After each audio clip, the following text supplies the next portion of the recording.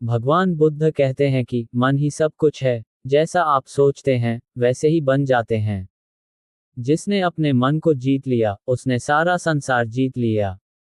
नमस्कार दोस्तों, एक बार फिर हमारे इस चैनल कोसारे की कहानी में आप सभी दोस्तों का हार्दिक अभिनंदन करते हुए मैं आपका दोस्त पालेंद्र कोसारे। दोस्तों, अगर यह कहानी अच्छा लगता है तो चैनल को सब्सक्राइब करें, वीडियो को लाइक करें और शेयर जरूर करें। तो चलते हैं कहानी की ओर।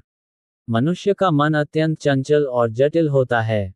यह एक क्षण में कहीं भी पहुंच सकता है, अतीत की स्मृतियों में, भविष्य की कल्पनाओं में या वर्तमान की चिंता में।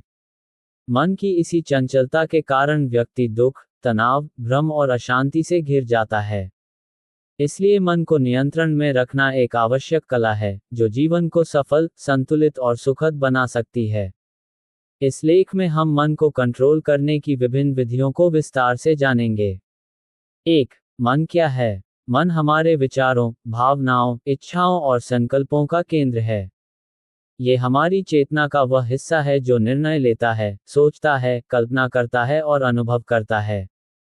मन न तो पूरी तरह भौतिक है, न पूरी तरह आध्यात्मिक, ये दोनों का समन्वय है। 2. मन की चंचलता के कारण। इंद्रियों का आकर्षण। मन इंद्रियों के माध्यम से विषयों की ओर आकर्षित होता है, सुंदर दृश्य, स्वादिष्ट भोजन, मधुर ध्वनि आदि। अतीत और भविष्य में विचरण। मन अक्सर या तो अतीत की यादों में या भविष्य की चिंता में खोया रहता है, जिससे वर्तमान का मूल्य नहीं समझ पाता।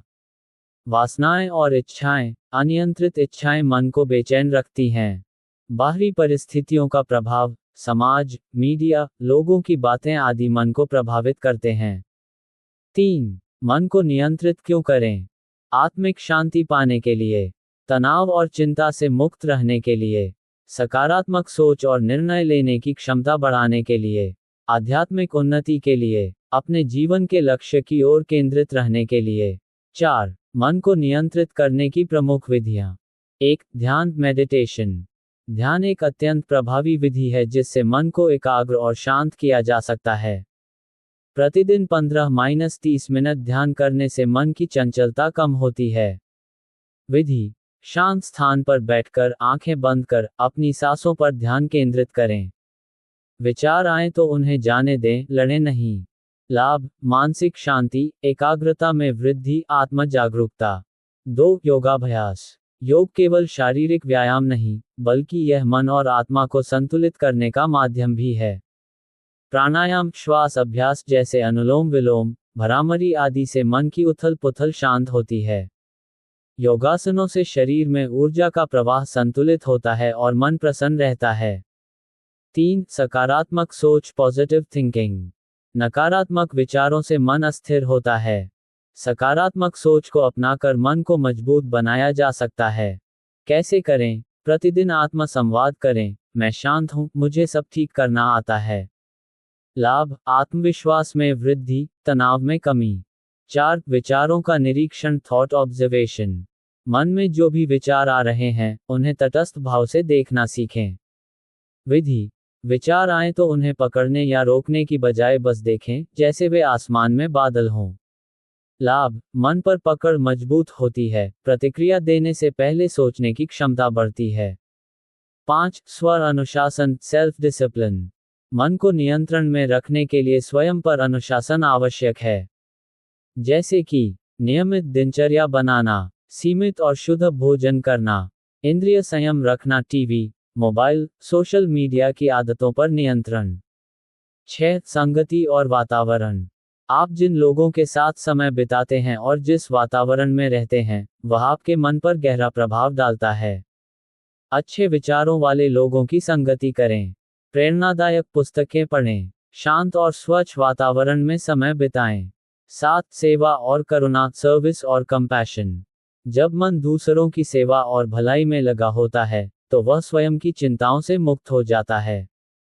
गरीबों की मदद करें, पशु पक्षियों की सेवा करें, स्वार्थ को त्यागें। 8. आध्यात्मिक अध्ययन, स्पिरिचुअल स्टडी।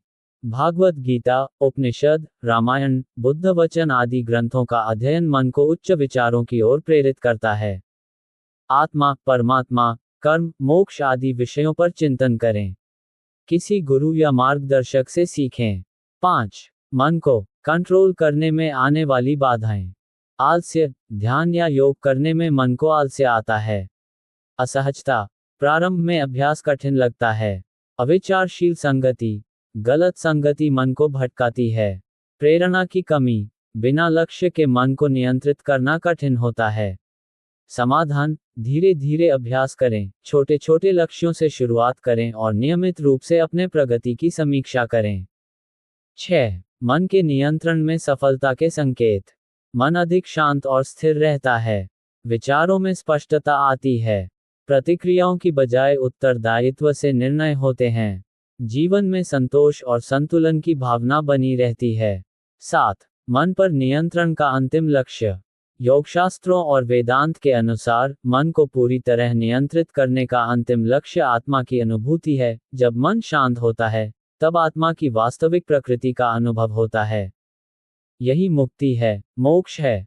मन को नियंत्रित करना कोई एक दिन का कार्य नहीं है, बल्कि यह निरंतर अभ्यास और समर्पण की मांग करता है।